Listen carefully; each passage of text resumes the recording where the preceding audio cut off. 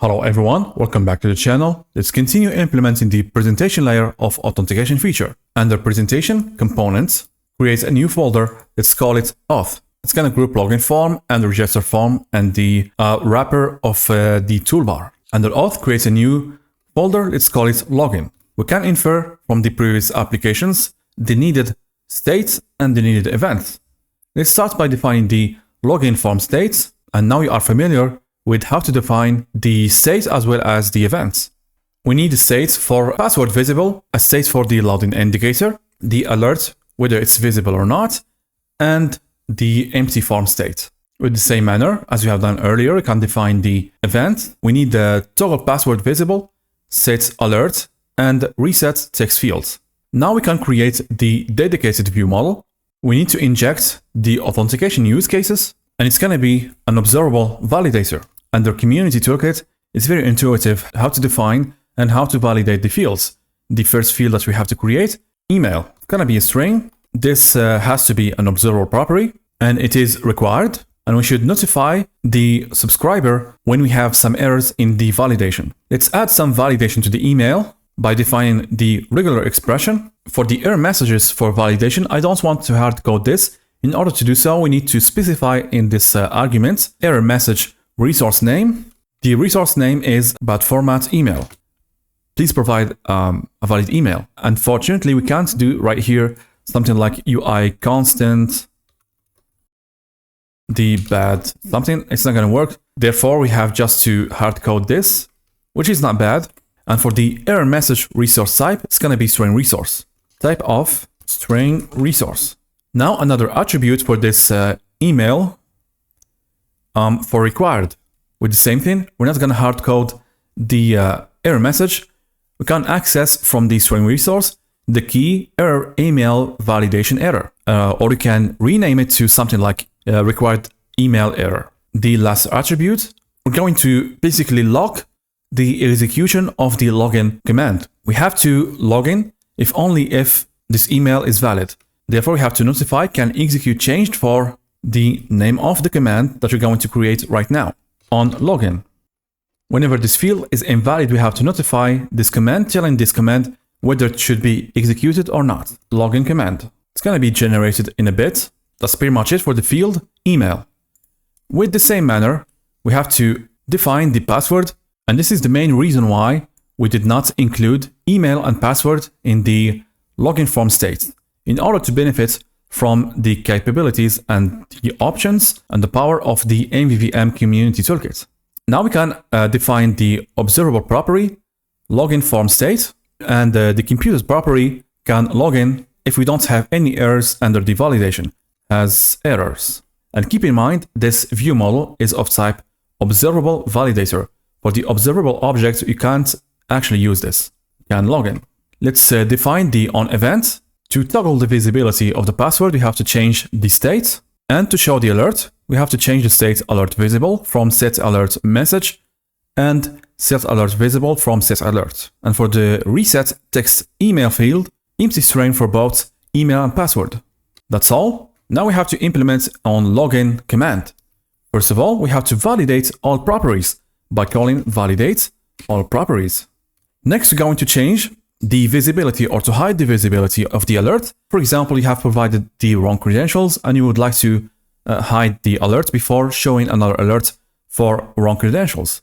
And once again, we have to check if we don't have any errors under the validation. We're going to invoke the use case. This is optional, if you will. You can add to this login form view model in the constructor the dispatcher in order not to hard code the dispatcher, but for testing, it's not going to fail actually. Therefore, we have just to use the application current dispatcher to change the states in the UI thread.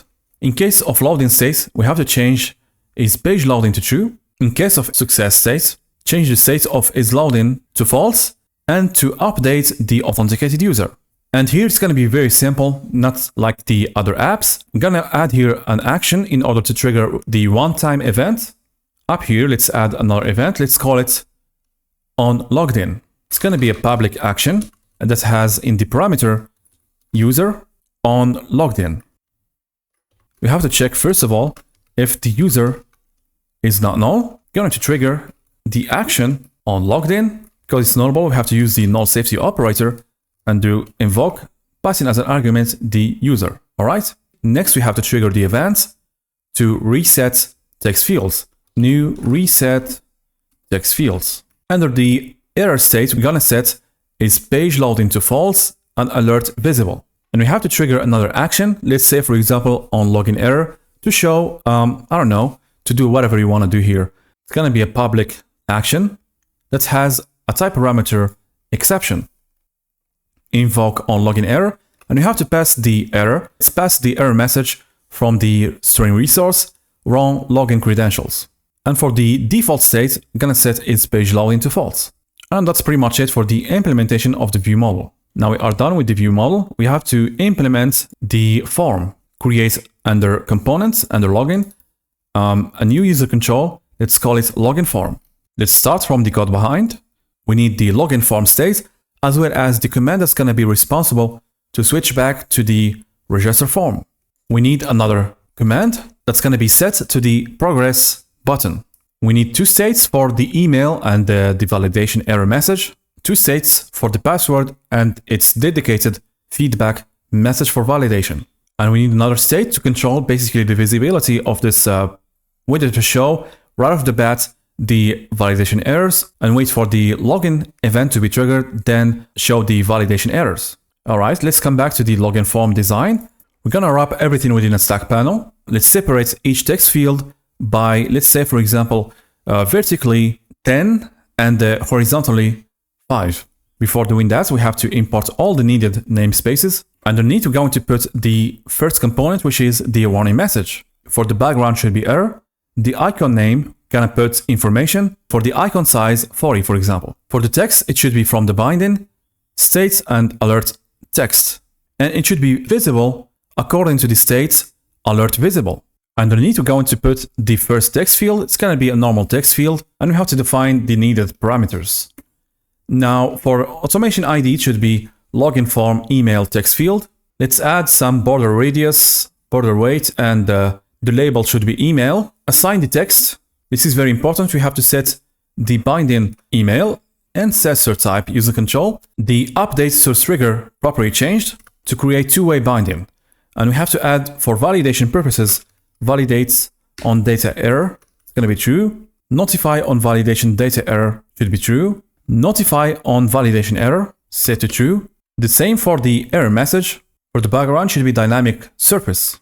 For the leading content, it's going to be an SVG image, and we have set it to email outline. This is optional. For example, update the color, the fill color of this SVG image according to the error. We have to create multi-binding. Let's call it validation error to color converter. It's going to be created under core UI. Let's define the inputs, error brush and default brush. The error brush is going to be used whenever we have a validation error, and the default brush is going to be used as, for example, secondary or something like this. For the value that's going to hold whether we have an error or not, it's going to be the first argument, and the second one is going to be whether we have to validate or not. If we have an error during validation and it should validate, we have to return error brush. Otherwise, if the brush actually it is a solid brush, going to return the solid brush and color. Otherwise, it's going to be transparent color. Compile the project and let's come back to the login form. We're going to use this brush, error brush, from the theme that we have defined, as well as the default brush is going to be secondary. Let's assign first of all the target that we want to use, the fill color. Let's use the multi-binding converter, email error message as an ancestor type, login form. The second binding, it's going to be should validate. Keep in mind, under the converter, if this message is null, we can say that we don't have an error. All right, that's pretty much it for this text field. I'm going to fold this one, and it's going to be with the same manner for the password. Now, whether this password should be visible, we have to use a converter, Boolean to text field type converter. Let's add the converter to the resource. It's going to depend on the state is password visible, and the rest is going to be similar to email text field. The leading icon and the train content. And the train icon consists of an SVG image. Once clicking on this particular one, we're going to change back and forth the visibility of the characters. For the leading icon, we have to use lock. Now for the trailing icon, we're going to put an SVG image inside the border to allow the user to interact within a bigger area. However, for the source, it's going to be variable. When we click on this particular icon or SVG, we're going to switch to another source, which is for the OpenEye SVG file. Therefore, we have to create a converter. Let's call it, for example, is password visible to icon converter. Let's define the inputs. Let's name this value is true. If it's true, going to return or to use the true icon. Otherwise, it's going to be false icon. And by default, we're going to return true icon. All right, build the project and let's come back to the login form. For the false icon, it's going to be I closed. In other words, the password shouldn't be visible. If the password should be visible, we have to use the icon I. All right. Let's use this under the SVG for the source. Now we have to add the button that's going to be responsible for switching the form from login form to register form. An automation ID for testing purposes. Let's add the padding 0. Now for the command that's going to be responsible to toggle this form or to switch the form to register from the dependency property, register now. Horizontal alignment center, and let's add some margin. And let's do the style, which is material design flat button. Now for the content, it's going to be a normal text block containing the label register now. It has to be underlined. Let's add a separator underneath this button. And we have to use a stack panel to represent the cancel button as well as the login button and to push everything to the right corner. For the first button, it's going to be a normal button that has one method, let's call it onClose, to close the dialog. The other button is going to be a progress button. Let's add an accessibility identifier or an automation ID for testing purposes. Let's do login form, login button. Now for the command, it's going to be from the dependency property login command. For the state is loading, it's going to be again from the binding state is loading and sensor type user control. Now for the content of this progress button, under slot, we're going to put a text block with the label text login. And that's all for the login form. Now let's come back to the code behind to see if we have some unfinished business. We're going to hoist basically those two methods, onClose and onToggle password visible. In order to do so, we're going to create two public events, toggle password visible and close click of type event handler. And the rest, it's going to be very easy. All right, now we are done with the login form. I'm not going to do right now the preview for this login form till done with the register form. All right. Now let's tackle the next form, which is the register form. It's going to be basically the same thing, and we can infer the needed states as well as the needed events, as we have done under Jetpack Compose and Swift. And for the events, we need toggle password, confirmation password, and sys alert, which is very simple. It's the same thing that we have done actually in other apps, nothing substantial. Now we can create the view model, register view model. It's going to be of type validator, and let's define email, name and password confirmation with the needed validation. For the name, it's going to be only required and has 5 characters as minimum. A simple validation, and for the rest, it's pretty the same thing that we have done earlier. Let's create the register command to get rid of the error and the can register computer property. The only complicated thing here is to handle the password change when it comes to password confirmation. You're gonna do it differently. First of all, let's create the state, which is confirm password. All right, now we have to set for the getter, it's gonna be confirm password. From the generated code, we need to define the private field. For the setter, we have to check if the confirm password value is different than the current value by doing confirm password is different than the current value. In this case, we're going to call the event on password changing, indicating that we are right now changing the password. Next, we're going to set on password changing by providing default and value. And we have to trigger on property changing for the password confirmation. Then we have to set confirm password to a new value, all right? Afterward, we have to validate the property confirm password by doing validate property to launch basically the validation process name of confirm password.